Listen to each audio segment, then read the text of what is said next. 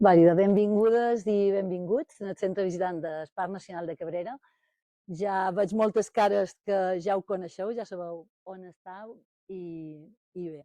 Avui tenim una d'aquestes xerrades que feim en el Cabrera en perspectiva, que feim el tercer divendres de cada mes, en la qual ajudam a transmetre aquests valors naturals i culturals que té el Parc Nacional de Cabrera. I avui, heu vist el títol, parlaran de pesca il·legal i pesca fantasma en les aigües més fondes de l'arxipèlag de Cabrera, i per això no podríem tenir un millor ponent que en Ricardo Sagarminaga, Van Buiten, no sé com ho dic, que és un enamorat de la mar des dels inicis. Ell va estudiar ecologia a Suïssa, és una persona del món, ha estat per moltes bandes estudiant i aprenent, és una mescla hispano-neerlandesa que l'ha duit a conèixer molta part del nostre planeta. Se va iniciar estudiant les tortugues marines, les tortugues llaüts, ha estat per als Estats Units, ha estat a moltes bandes.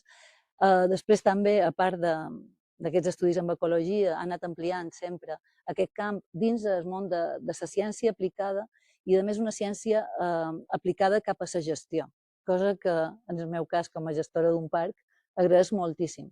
Perquè a vegades ens trobam amb estudis científics molt rigorosos, en els quals se descriuen perfectament la situació determinada d'una planta, un determinat hàbitat, en totes aquelles amenaces, però és informació importantíssima, ciència base, però que a l'hora de traduir-la a la gestió per intentar realment protegir-la, ens falten a vegades eines. Això en Ricardo sempre ha traspassat aquesta frontera. Ell ha estudiat sobretot megafauna, ha estat amb tonyina, amb peix espasa, amb cetacis, ha estat cofundador de la Societat Espanyola de Cetacis, també de la Fundació Alnitac. El seu currículum és molt extens perquè ha fet sempre molta feina, però sempre enfocat a conèixer millor aquestes espècies i intentar fer una passa més en la seva conservació. I ha tingut molt d'èxits. És una persona que és ell, però sempre està envoltat d'un equip molt professional, que fa temps que els coneixem i els veiem a Cabrera, s'enfoquen molt a l'estudi per la conservació, però també a la divulgació i a l'educació ambiental. Molt de voluntaris han passat per les seves embarcacions i han conegut molt millor de primera mà tota aquesta investigació i aplicació pràctica. A la vegada també, i com que per la mà si circula amb embarcacions, doncs també està implicat en la restauració de vaixells històrics, com va ser el Toftebak, i bé, com que l'heu vengut a escoltar ell, només dir-vos que és un plaer tenir-lo aquí, que crec que ningú mos podria parlar millor que ell del que anem a parlar avui, i que accions com Sant Ricardo i de les persones com ell, que s'impliquen directament en la gestió, són els que aconsegueixen la declaració d'espais naturals protegits, en els quals ells tenen D7 a damunt o que han estirat per aconseguir-los, s'aconsegueixen les regulacions de la navegació i del trànsit marítim, pacificant un poc, eliminant contaminacions acústiques i col·lisions, com han fet a l'Estret i com han fet a la mar d'Alborà, i no aturen mai d'empènyer-nos, com per exemple en l'ampliació del Parc Nacional de Cabrera. El Parc Nacional de Cabrera ja no ho he dit perquè ja veig que el coneixeu molt bé, però el Parc Nacional de Cabrera, la seva gran, a part de ser el primer parc nacional que van tenir les Illes Balears, també va ser el primer pic que l'estat espanyol se protegia aquests ambients marins amb aquesta màxima figura de protecció que és el Parc Nacional. Però a part d'aquesta fita de l'any 1991, per tant ja han passat 33 anys, l'any 2019 se va fer una ampliació a les aigües més profundes, que aquestes no estan representades en tot l'estat espanyol, no tenen aquest estatus de protecció. El Parc Nacional de Cabrera se va multiplicar per 9. Som ara mateix el parc més extens de la xarxa de parcs nacionals espanyols i ens queda encara moltíssima tasca per fer, molt per conèixer, molt per investigar i molt per aplicar i gestionar per poder conservar millor totes aquestes espècies i hàbitats. Així que, Ricardo, per tu.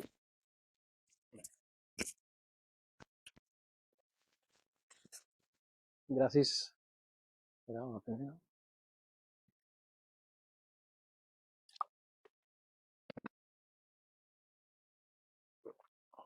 ver, no sé si. Bueno, perdón, que voy a hablar en castellano. Estoy intentando, pero me cuesta mucho. A los 60 años ya no es tan fácil aprender idiomas. Pero entenderlo entiendo bien. Y luego lo otro que no se me da muy bien es la tecnología. Pero bueno, sí. A ver, ¿dónde está? Pues lo voy a hacer aquí. Ok, pues nada, muchísimas gracias al... perdón, sí, habrá que encenderlo. No, está encendido.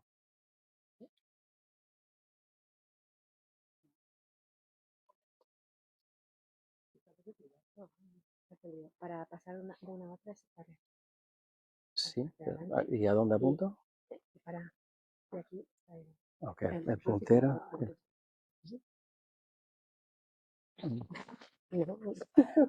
Bueno, el puntero. Bueno, pues muchísimas gracias al equipo del Parque Nacional de Cabrera y a los que habéis venido. Y voy a darle a la tecla.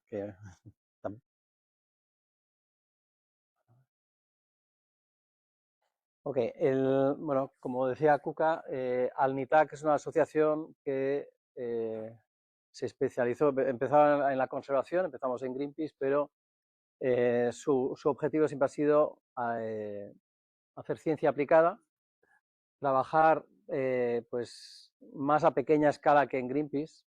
Nos sentíamos más cómodos haciendo una investigación en relación a problemáticas concretas. Cuando empezamos en el Mediterráneo hace 34 años, la principal problemática que nos afectaba era la captura accidental de tortugas, la tortuga caguama, para la cual hay 3 especies o 3 poblaciones de esta especie, para las cuales el Parque Nacional de Cabrera es un sitio fundamental de alimentación.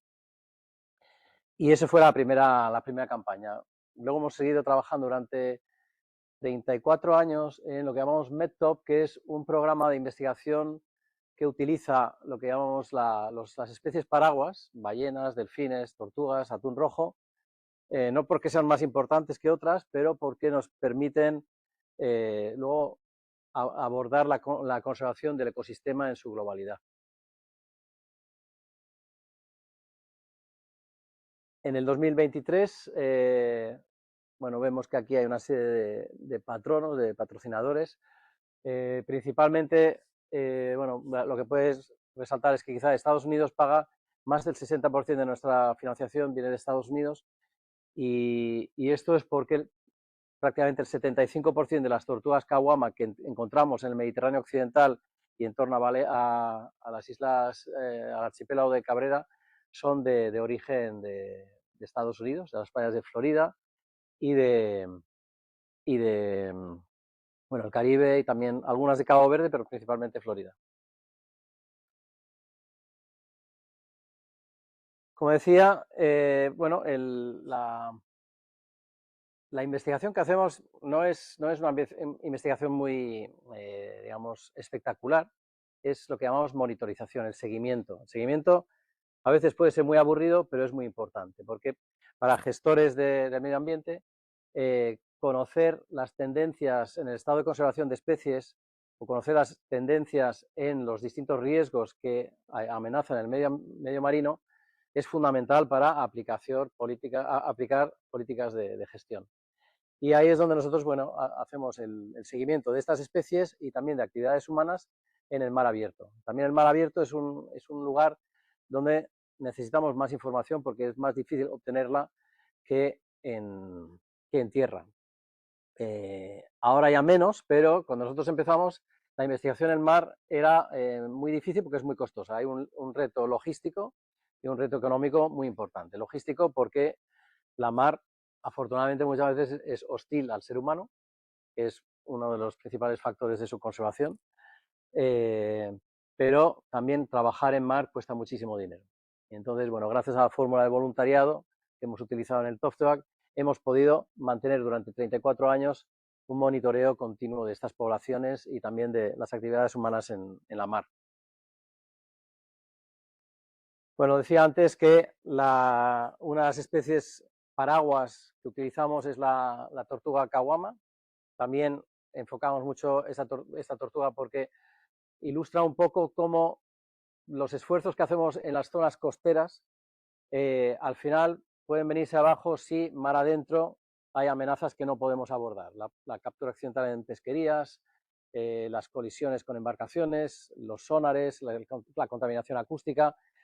Entonces, bueno, pues la tortuga ilustra muy bien esta necesidad y de hecho la tortuga caguama es especie indicadora de la estrategia marítima europea. Aquí vemos la ruta de las tortugas que nacen en las playas de Florida y Georgia, también el Caribe, y cómo sigue la corriente del Golfo por el norte del Atlántico y algunas entran con el último meandro en el Mediterráneo. El Mediterráneo podría ser una trampa mortal para tortugas, pero no lo es porque es, bueno, sobre todo el mar de Alborán y la cuenca occidental tiene una biodiversidad muy alta y unas características que hacen que para las tortugas en su fase juvenil es una región extremadamente útil para su crecimiento. Tardan unos 15-20 años en llegar a madurez y pasan mucho tiempo, sobre todo en la cuenca argelina, justo entre Baleares y la costa de Argelia. Y luego ya cuando llegan a un tamaño grande, pues ya su reloj biológico les dice que tienen que volver a cruzar el Atlántico y a ir a iniciar su fase reproductiva pues en las costas de Florida, en Brasil, en el Caribe o en Cabo Verde. Bueno, una cosa más, aquí veis que estamos haciendo, bueno, marcando la tortuga con satélite. Generalmente nuestra investigación es no invasiva. El marcaje satelital de las tortugas es una técnica invasiva, hay que coger la tortuga, hay que colocarle la marca tiene baterías, la marca pues, puede incrementar el que se enganche en una red. O sea, hay determinadas componentes de esta metodología que pueden ser negativas, pero en la balanza de el incordio al animal o lo que molestamos al animal con la utilidad de los datos, nosotros consideramos que hasta ahora ha sido más útil, ha valido la pena hacer el marcaje, ¿no? Por ejemplo, la captura accidental en palangre, sobre todo en la pesquería de pez espada, gracias a las marcas satelitales se pudo ver que realmente el riesgo, la importancia de que los pescadores calaran los anzuelos más profundos para evitar la captura accidental de tortugas. Y esto nos llevó a, bueno, pues a también a utilizar estos animales, no solo las tortugas, también atún rojo y otras especies, como oceanógrafos de oportunidad. Trabajamos con el SOCIP y la NOAA, con sus plataformas de observación y pronóstico oceanográfico. Y bueno, son plataformas que utilizan datos de satélites, de gliders, de boyas, de barcos oceanográficos, y el hecho que haya elementos biológicos como tortugas, atunes, tiburones, aves marinas que aporten también datos, aporta a la modelización de estas plataformas pues ese componente digamos, más cercano a la vida para empezar a entender mejor el océano, ¿no? Realmente tenemos el lujo de estar viviendo en las últimas décadas una auténtica revolución en la ciencia, de la atmósfera y del océano. Y bueno, pues y de hecho es un privilegio como, bueno, pues hacer investigación en esta época porque realmente avanza muy rápidamente la ciencia y estamos aprendiendo mucho gracias a estas tecnologías y la capacidad de analizar cantidades ingentes de datos. Como decía Kuka, nosotros no hacemos investigación solo por la belleza del conocimiento, siempre abordamos la investigación desde la perspectiva de necesitamos datos científicos para una problemática concreta. Aquí arriba, bueno, vemos la modelización espacial, que es unos modelos desarrollados para el NITAC, para el diseño de áreas marinas protegidas.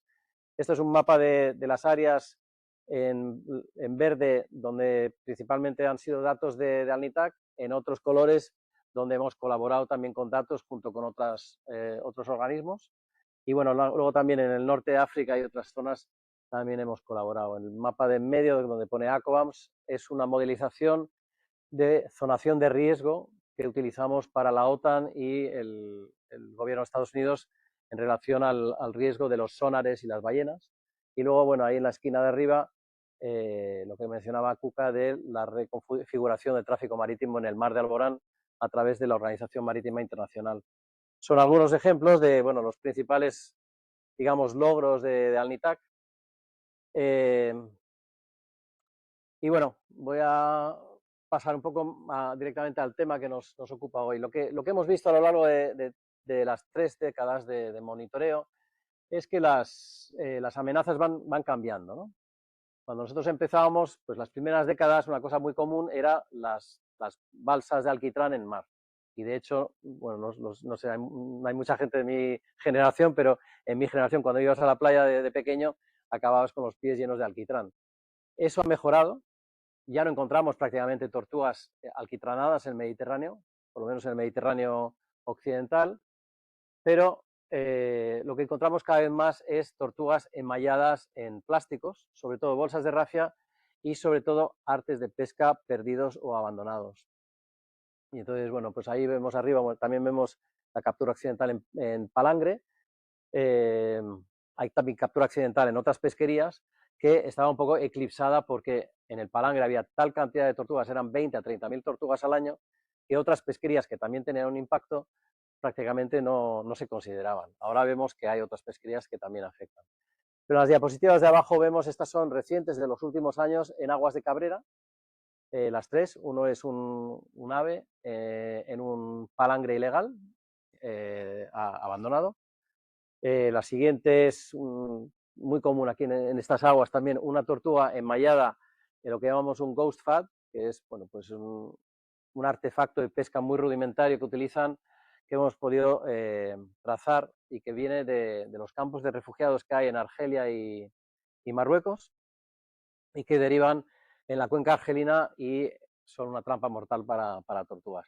Y luego ahí tenemos un cachalote que está enmallado en una red de deriva y justo aquí al sur, ni siquiera 100 millas, entre 60 y 100 millas al sur de Mallorca, tenemos una zona de pesca donde hay una flota argelina e italiana que pescan con estas artes que son ilegales.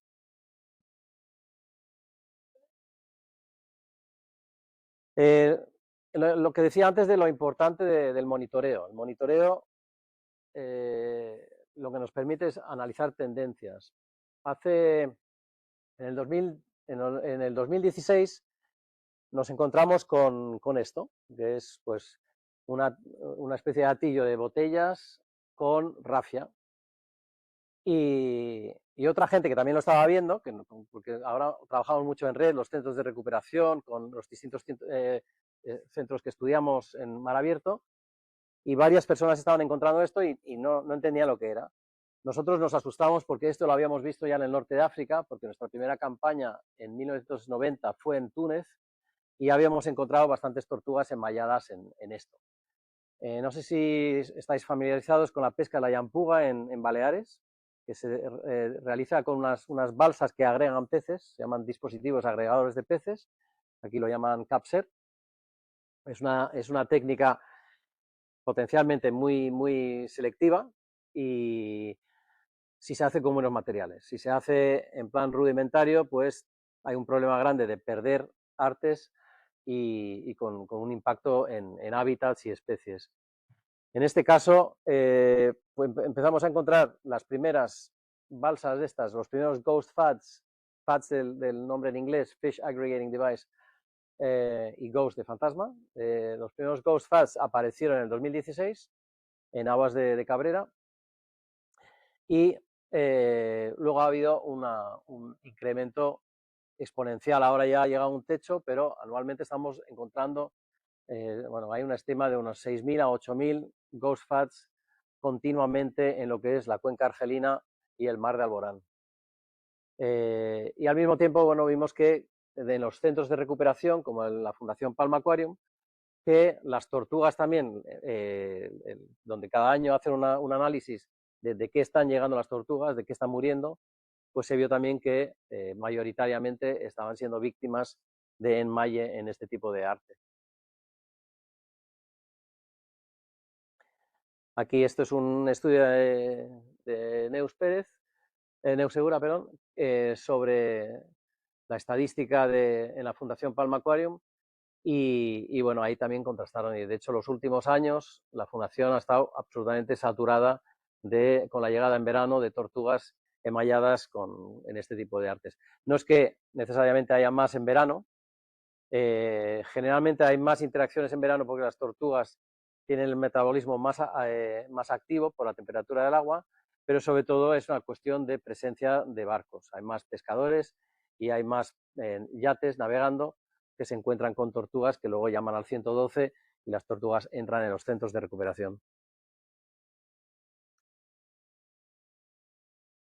En respuesta a este incremento, nos pusimos en contacto todos los centros de recuperación y centros de investigación y pusimos en marcha una red para trabajar más coordinadamente en relación a esta problemática.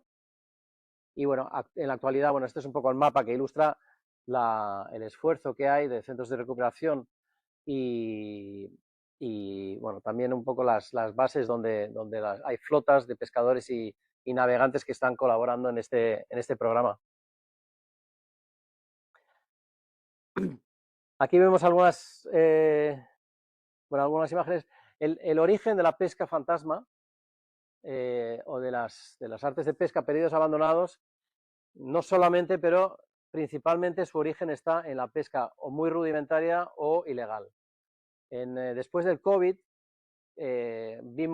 pudimos comprobar un aumento muy significativo en palangres al aire, que llamamos. Los palangres son estas líneas con anzuelos, y los palangres que están cerca de la superficie suelen tener un alto riesgo de captura accidental de tortugas, pero también de aves, como aves protegidas como las pardelas, porque si están fuera durante el día, las tortugas y las aves ven la carnada y quedan enganchadas en los anzuelos.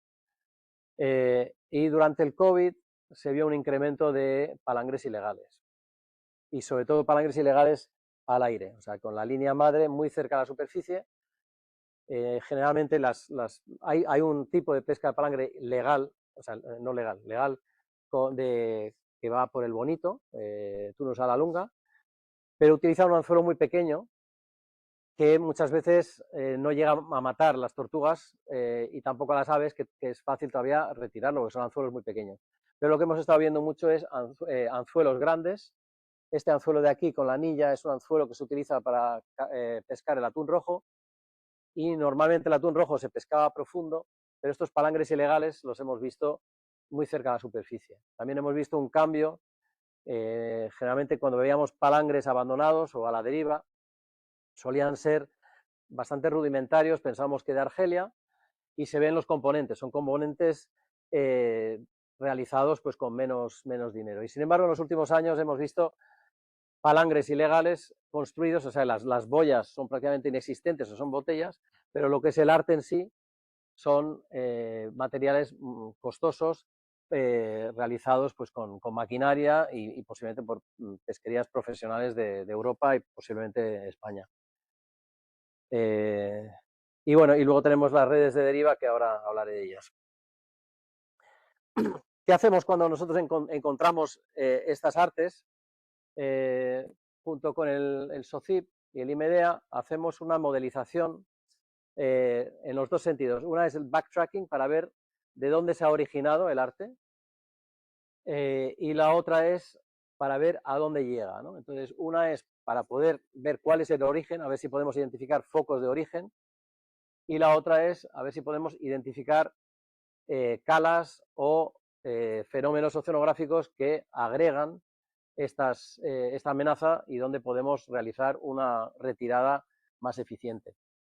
Y aquí es donde nosotros trabajamos, intentamos convencer a pescadores y navegantes de la utilidad que tiene para nosotros que aporten datos cada vez que encuentran algo en mar durante sus navegaciones.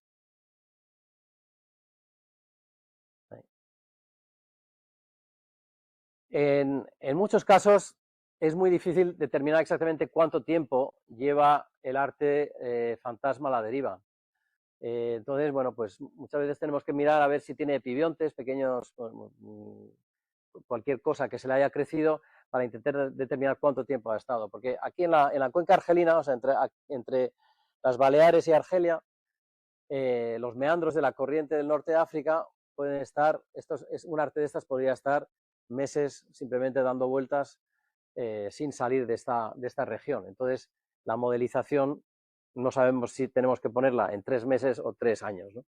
Sin embargo, hay ocasiones en las que, o bien porque el animal capturado o por otra razón, podemos determinar exactamente cuánto tiempo ha estado, o más o menos cuánto tiempo ha estado ese arte en el agua.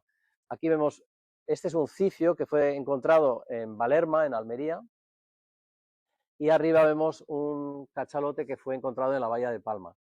Los dos fueron encontrados en redes de deriva, que son redes ilegales en el Mediterráneo desde el año 2001, y como estaban los animales frescos y se podían más o menos cerrar cuánto tiempo habían estado en el agua, se realizó un backtracking para intentar identificar cuál era la zona donde habían sido pescados.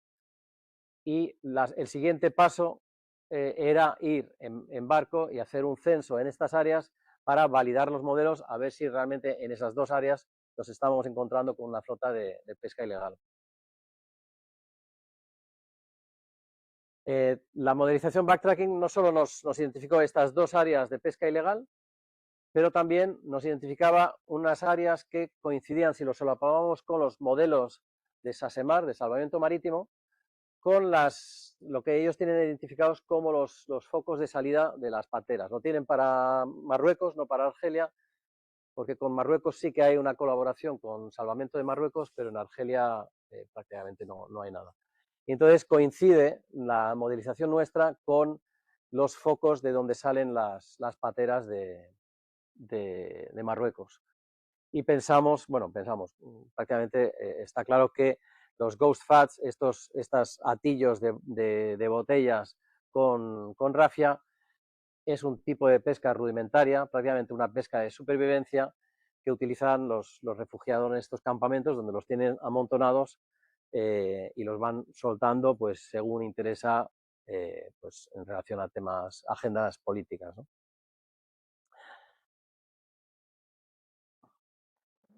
En el año 2022 y 2023, bueno, y este año acabamos de terminarlo también, hemos hecho estas campañas entonces de validación, yendo tanto a la zona al sur de Baleares como en el mar de Alborán. Al sur de Baleares hemos encontrado esta flota italiana, pero sobre todo en el mar de Alborán lo que nos hemos encontrado es una auténtica locura.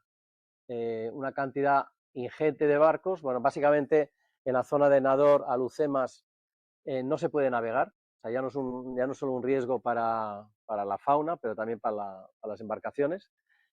Y era curioso porque nos estaban diciendo tanto desde Control Pesquero Español como desde, bueno, lo que oímos cada año, el mensaje oficial de Marruecos en los foros de pesca o foros de medio ambiente, que desde el 2010 ya no hay redes de pesca en Marruecos. Y la realidad es completamente distinta.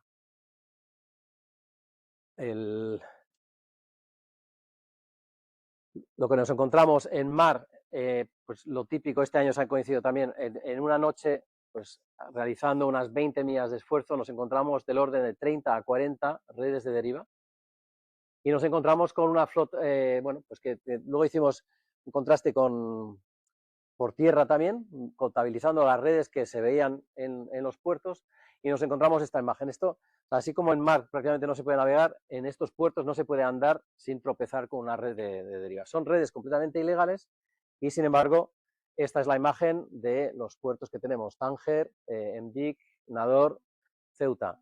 También en las calas hay pequeñas embarcaciones que utilizan estas redes. Ahora mismo el cálculo es que hay unos 2.200 millas de red de deriva calados continuamente solo en la costa norte de Marruecos Mediterráneo, que es más del doble de lo que había en 2005. En 2005 hubo una publicación que tenía unas estimas del orden de 5.000, 6.000 delfines muertos cada año, la misma cantidad más o menos de tortugas y decenas de miles, unos 50, 60.000 tiburones atrapados en estas redes.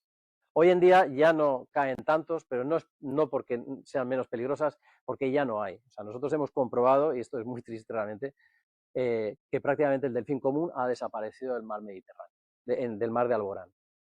Hasta hace 10 años encontrábamos comúnmente manadas de 200, 300, 400, hasta 800 individuos, y lo mismo con el calderón común. El calderón común era muy difícil en un día en el mar de Alborán, con buena mar, no encontrarse con por lo menos 10 avistamientos de calderón común, de manadas del orden de 100, 120, 150 animales.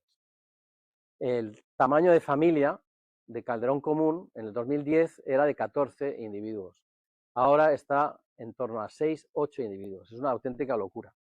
Y sin embargo, a nivel político, pues todo el mundo acepta la versión oficial de Marruecos en el ICCAT, en el Consejo General de Pesca del Mediterráneo, y todo el mundo sabe que está ocurriendo esto, y sin embargo Europa y Estados Unidos siguen importando este pescado ilegal que viene de Marruecos. El 100% prácticamente del atún que captura Marruecos es proveniente de artes de pesca de deriva. Está catalogado como palangre, pero realmente son redes de deriva.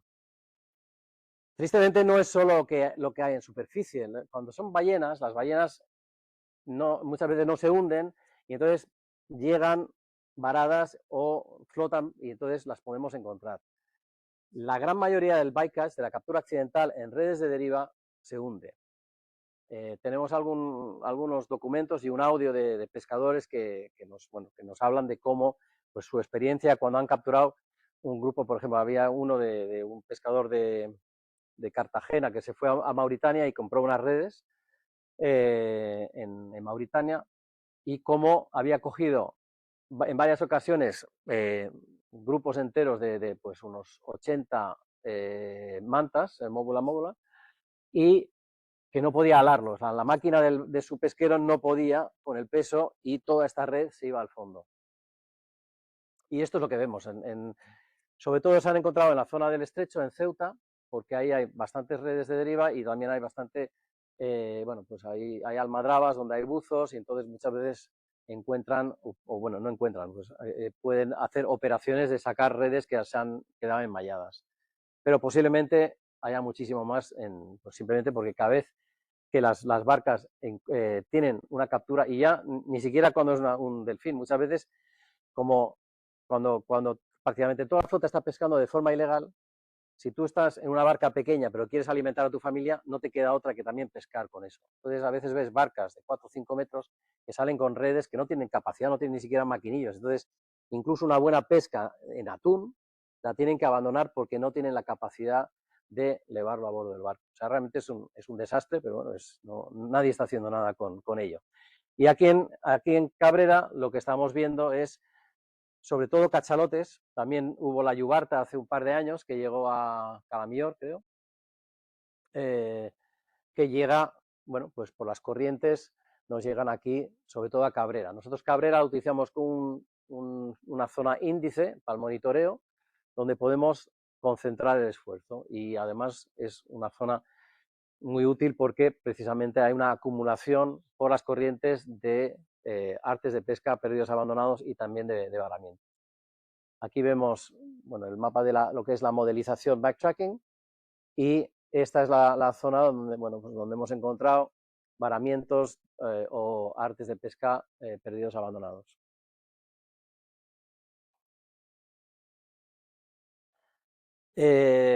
Antes me he exaltado un poco porque la verdad me entra mucha rabia, porque una cosa triste cuando estás 30 años en mar y además anotando lo que ves y que la estadística te dice exactamente pues que las familias han pasado de 14 a 8, duele bastante. Pero bueno, el caso es que, y sobre todo, duele bastante la hipocresía de nuestros gobiernos de Estados Unidos y de Europa, que están haciendo la vista gorda y que están siguiendo importando pescado ilegal, que además nosotros trabajamos con pescadores de aquí que pagan sus impuestos y que intentan adecuarse a las regulaciones pesqueras de aquí, y que tienen que competir con esta competencia ilegal de pesca pirata. La culpa no la tiene la gente en el norte de África. En el norte de Marruecos habrá en torno a 7.000 familias que tienen que alimentar a sus hijos. Y de hecho el consumo de pescado ahí es incluso más común que en España. Entonces hay que trabajar hacia soluciones, ¿no? La culpa la tenemos nosotros que importamos, Europa que importa el pescado, pero hay que encontrar soluciones porque esta gente necesita comer pescado.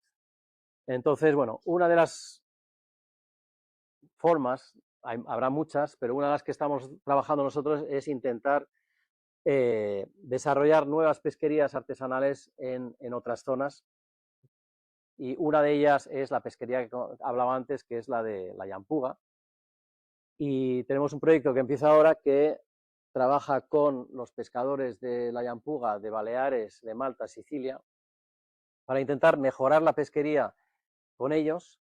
La pesquería aquí se hace de una forma razonable, pero por ejemplo en Malta utilizan también, han pasado de los materiales biodegradables a materiales como la rafia de polipropileno, entonces tienen una gran cantidad de pérdida de artes. Entonces eso también ocasiona un problema de pesca fantasma y de enmalle importante. Entonces, pero mejorar esta pesquería es muy sencilla, además es un trabajo muy apasionante porque la combinación de ciencia con lo que es la ciencia de los propios pescadores nos permite mejorar esta pesquería, y esta pesquería es la pesca con agregadores fondeados, está en el punto de mira de Naciones Unidas y otras agencias de cooperación como una solución en zonas costeras donde la gente está pescando en plan rudimentario. Es una pesquería que es más segura para el que sale a pescar y puede ser selectiva si se hace bien. Entonces, bueno, la idea es no solo desarrollarla, pero también que los pescadores de aquí luego vayan a ayudar a esta gente y enseñarles a pescar de esta forma. Y bueno, este es un proyecto que se inicia ahora y serán 5 años. Y bueno, pues y luego también implica una parte importante que es trabajar con los pescadores y los navegantes en salvar tortugas, rescatar tortugas o otra fauna enmallada, pero también en aportar datos de artes de pesca perdidos y abandonados, como decía, que gracias a esos datos nosotros podemos hacer la modelización para luego ver dónde tenemos que enfocar más los planes de gestión. Y el rescate, no sé si había una idea por aquí. Sí, esto es un poco el mapa de este proyecto. Es un proyecto, aunque es un proyecto que se enfoca principalmente en estos 3 países europeos, Malta, Sicilia y Baleares. Trabaja también junto con el norte de África, con Marruecos, Túnez y Argelia, pero la idea es que luego esto se pueda replicar o probar en otras zonas como Djibouti, Senegal. También en el Caribe hay algunos proyectos que están combinando con esto. Bueno, estos son los socios del proyecto, tampoco voy a entrar en detalle aquí. Simplemente terminar con esta parte, con esta diapo, que muestra un poco la importancia. Uno de los socios del proyecto es el CSIC, a través del proyecto Observadores del Mar, que para nosotros está siendo una herramienta extremadamente útil. Yo creo además que para un parque nacional como el archipiélago de Cabrera también es una herramienta muy útil, y sobre todo que centros de buceo, navegantes, pescadores empiecen a utilizar más esta herramienta, ya no solo el proyecto de pesca fantasma, pero todos los proyectos que ofrece Observadores del Mar, es una herramienta que tiene un potencial muy importante para apoyar a los gestores del medio marino para a través de más datos, poder enfocar mejor la conservación. Y simplemente terminar con un dato, por ejemplo, es muy habitual que un navegante, un pescador, se encuentre con una tortuga enmallada, y muchas veces la tortuga ya tiene un torniquete. Evidentemente, si es en la cabeza, pues sí que hay que intentar soltarlo lo antes posible, pero si es en la aleta, muchas veces con muy buena voluntad el pescador o navegante corta el sedal, y al cortar el torniquete lo que está haciendo realmente es matar a la tortuga, porque la parte ya necrosada de la aleta, esa sangre que está contaminada va a entrar en el cuerpo y contaminar el resto del cuerpo. Entonces es fundamental aprovechar que tenemos en el Mediterráneo, y ya no solo aquí, pero incluso en el norte de África ya también, centros de recuperación. Entonces, si uno llama al teléfono de seguridad o de urgencia, de emergencia, el 112 en nuestro caso, directamente vamos a tener la ayuda, el apoyo de Salvamento Marítimo, de la Guardia Civil del Mar, y vamos a llegar a puerto y poder entregar esta tortuga a un equipo veterinario que va a poder soltar el torniquete de forma adecuada para que no amenace la vida de la tortuga. Algunas veces no queda otra que amputar la aleta, pero muchas veces se puede salvar. Y nada más, es lo que, no sé si me ha alargado mucho o poco. Y si tenéis alguna pregunta, pues encantado.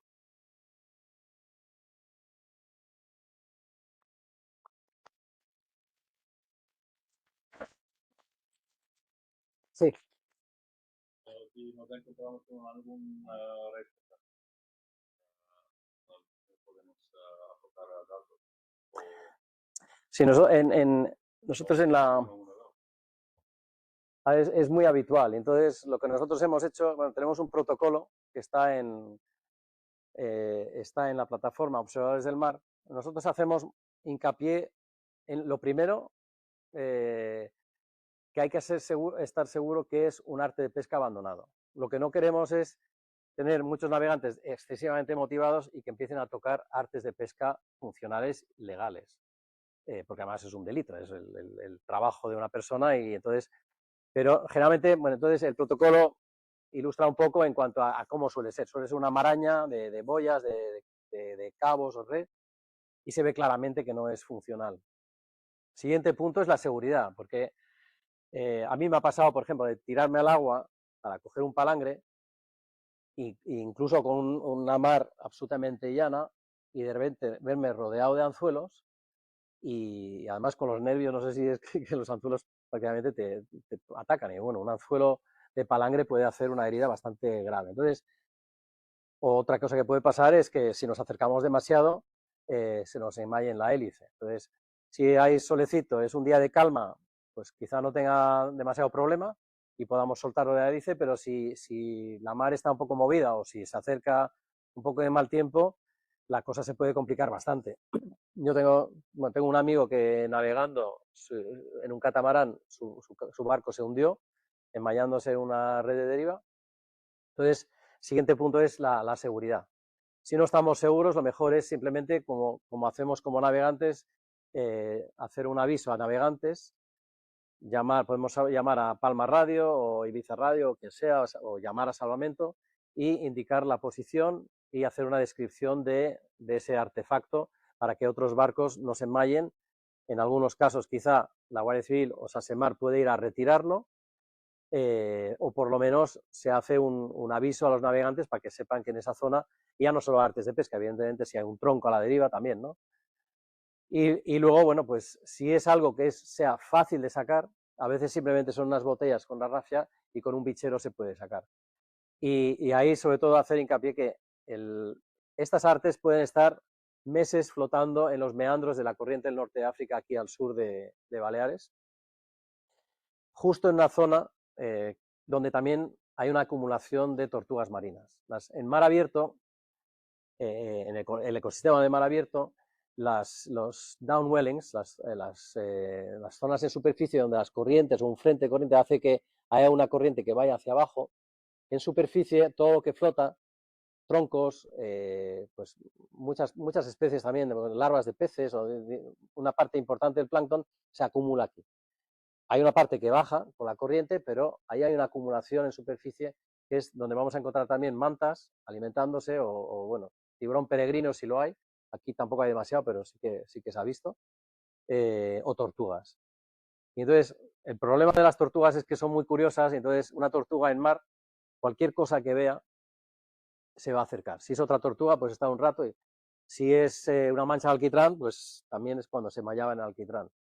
De hecho, nosotros cuando capturamos tortugas para marcarlas, generalmente nos metemos en el agua y dejamos que la tortuga se acerque a nosotros, ¿no? Porque son muy curiosas, como lo seríamos nosotros si estuviéramos ahí solos en la mar. Y entonces, generalmente, si hay un arte de pesca abandonado en superficie, se acercan y este movimiento con las aletas, en media hora ya tienen un nudo alrededor de la cabeza o de la aleta y ya no salen, ¿no? Entonces es muy habitual pues, ver esto. Entonces son fáciles de coger. También explicamos en el protocolo cómo se puede tener a bordo sin que sea un problema para la navegación. En otros casos, si es una tortuga grande, también se puede simplemente avisar al 112 y entonces, bueno, aquí sobre todo la Guardia Civil en Cabrera inmediatamente está saliendo y ayudando, o si no, SASEMAR, ¿no? Pero hay que tener cuidado sobre todo el tema de, pues eso, lo primero, no, o por ejemplo también lo mismo que nos pasa, que no queremos que la gente vaya demasiado motivada a tocar artes de pesca, tampoco queremos que empiecen a molestar tortugas, porque las tortugas, un fenómeno natural de las tortugas en los días de calma es que hacen como que hinchan el jacket, ¿no? O sea, están en superficie y quieren descansar, entonces, claro, en un océano perfecto, si estás ahí flotando, no pasa nada, pero claro, en un océano moderno no es el caso, si hay un barco rápido te puede aplastar y entonces muchas veces, además, por eso el nombre de tortuga boba viene porque para los pescadores era muy fácil capturarlas, porque realmente en un día de calma encontraban tortugas y las tortugas además les empieza a flotar el trasero, entonces no pueden bucear y entonces son muy fáciles de capturar. Y no es que estén enfermas, simplemente es que están con una flotabilidad afectada porque este mecanismo que es completamente natural hace que estén en superficie para descansar. Y entonces lo que no queremos es que la gente empiece a tocar tortugas que están sanas, ¿no? Evidentemente, si una tortuga está claramente enferma, pues es bueno ir a por ella, pero en muchos casos hay que tener mucho cuidado y no retirar del mar una tortuga que puede estar perfectamente sana. Me he enrollado mucho. Sí, hola.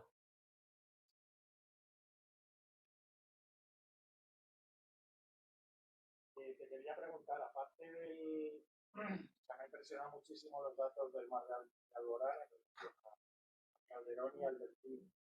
Pero claro, aquí además de trabajo de concienciación o de trabajar en control de la comercialización del pescado de Marruecos, el mar de Alborán es en gran parte zona económica exclusiva española. Por tanto, hay un trabajo que se puede hacer de tipo político para promover, tal vez, yo como una hipótesis, vamos a hablar luego, seguir el modelo que ha seguido Francia en el zona económica exclusiva francesa en el Golfo de León. Se ha declarado zona de control pesquero, de exclusión pesquera, no sé exactamente cómo es la denominación, pero digamos hay una acción política en la zona económica exclusiva orientada al control de la pesca por parte de Francia. Sería cuestión de trabajar con el de pesca, sea para de la misma dirección, de forma que se quiera realizar una labor de vigilancia. Sí, hablando desde el año... Claro, está al revés. El año pasado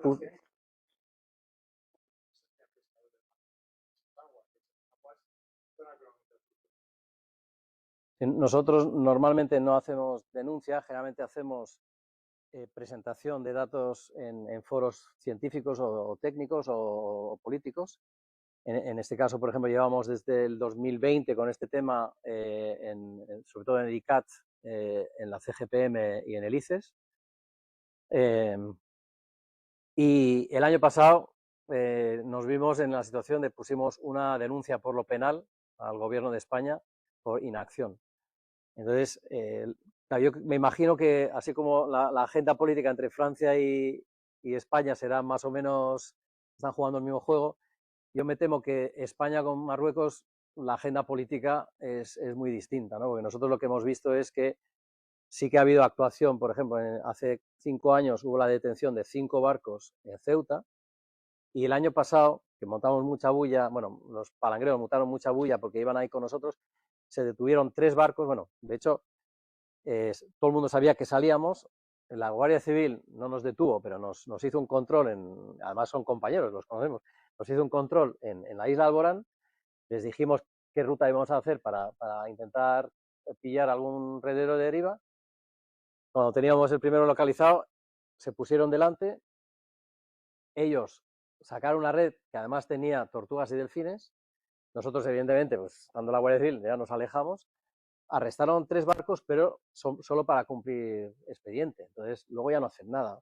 Yo me imagino que bueno, si con el Sahara, con los saharauis hemos hecho lo que hemos hecho, pues me imagino que con la pesca tampoco está la agenda como para es que realmente es tremendo. O sea, en la CGPM, en Marruecos, además está llevando el premio por compliance, por cumplimiento. Es que ya es de coña, ¿no? Entonces dices, no sé, yo creo que ahí, nosotros ahora con este año lo que vamos a hacer es poner una denuncia en Estados Unidos, porque Estados Unidos dio luz verde a la importación de atún de Marruecos, a sabiendas, y nosotros tenemos datos que muestran que los técnicos de la NOAA sabían cuando iban al viaje, donde iban pues, ver si se podía dar luz verde a la importación, a sabiendas que estaba ocurriendo eso. Y entonces, el sistema legal en Estados Unidos es distinto que aquí. Pues este año hemos puesto los datos en manos de una ONG de estas grandes en Estados Unidos y a ver si a nivel legal pueden por lo menos interrumpir la importación en Estados Unidos de esta pesca. En Europa, la verdad es que yo ya, ya no sé qué hacer. Pensaba en el documental, quiero decir, hablar con una persona. Sí, bueno, lo estamos haciendo con el Environmental Justice Foundation, que a nosotros, de las grandes fundaciones, nos sentimos más cercanos porque es una fundación que también le da mucha importancia al ser humano, ¿no? O sea, hay otras que quizá pues no estamos no tenemos tanta armonía, pero Environmental Justice Foundation, además tuvimos la campaña última con ellos y nos gustó mucho también el enfoque que tienen ellos, ¿no? O sea, porque nosotros tenemos clarísimo que lo que no podemos hacer es llegar a Marruecos y decir ahora esto fuera, pero es que sería una auténtica barbaridad.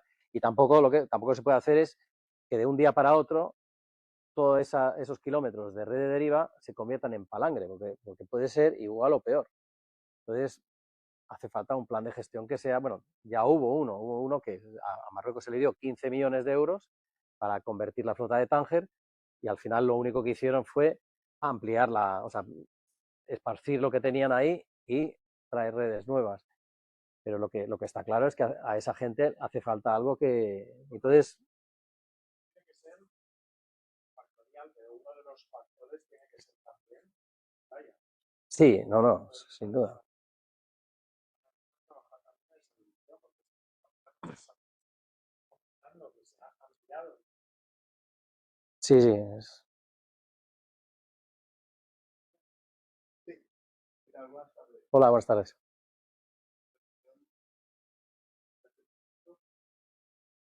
A mí se me plantea a ver si ya disponéis de algunos datos en relación al cambio climático, cómo puede afectar la evolución de algunas especies en nuestros mares, ¿no? Por ejemplo, he leído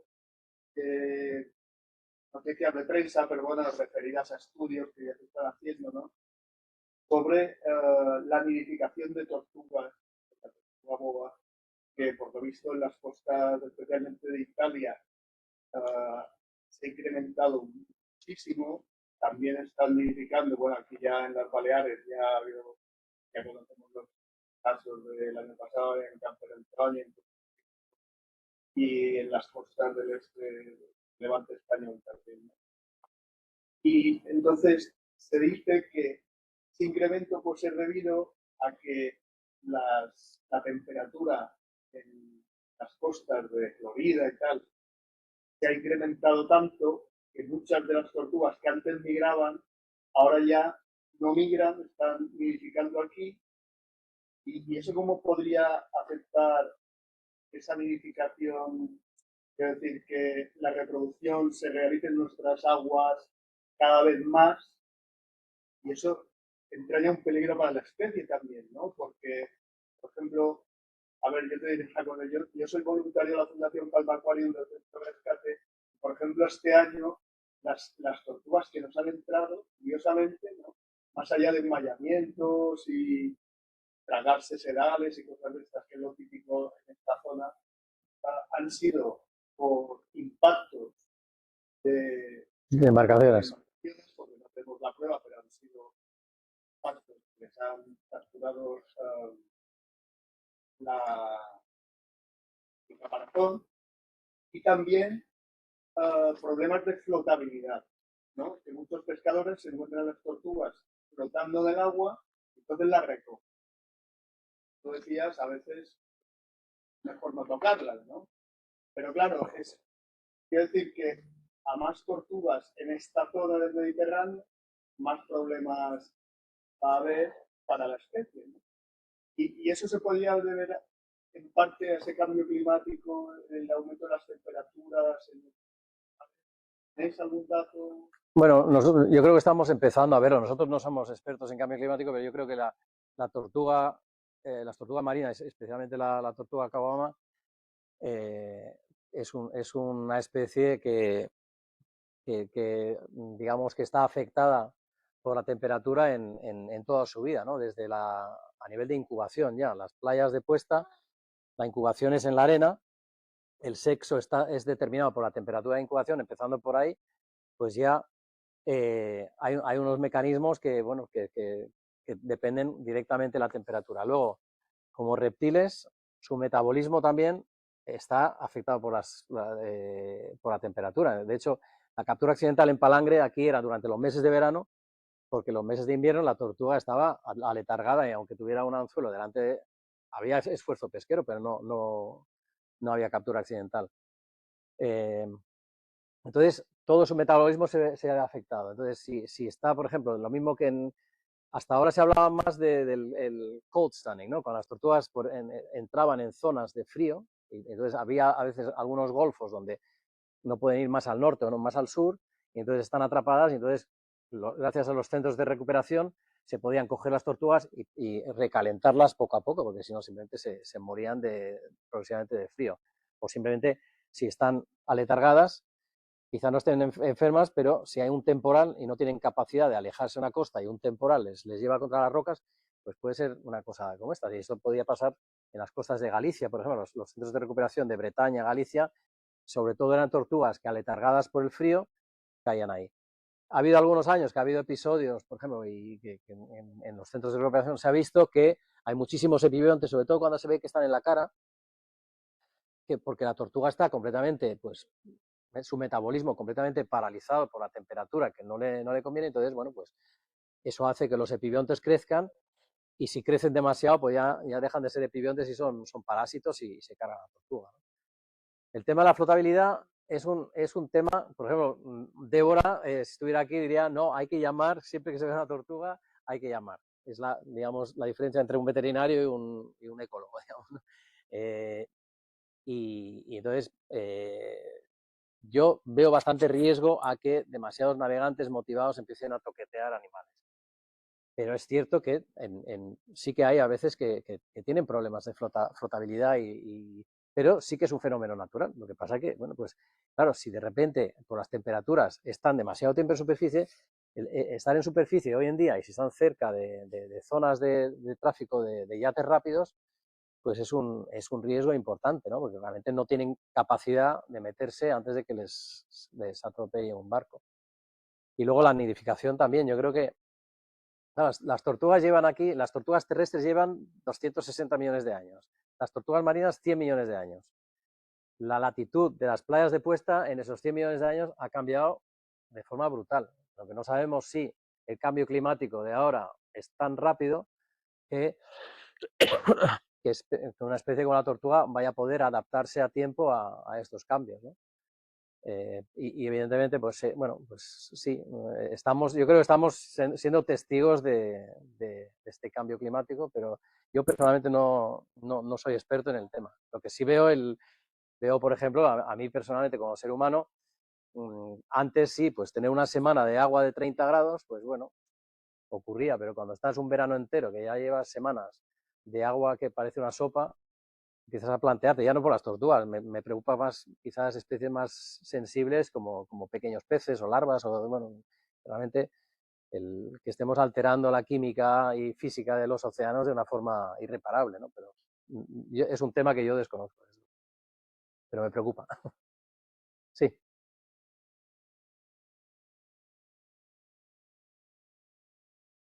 Muy bien, pues nada, muchísimas gracias.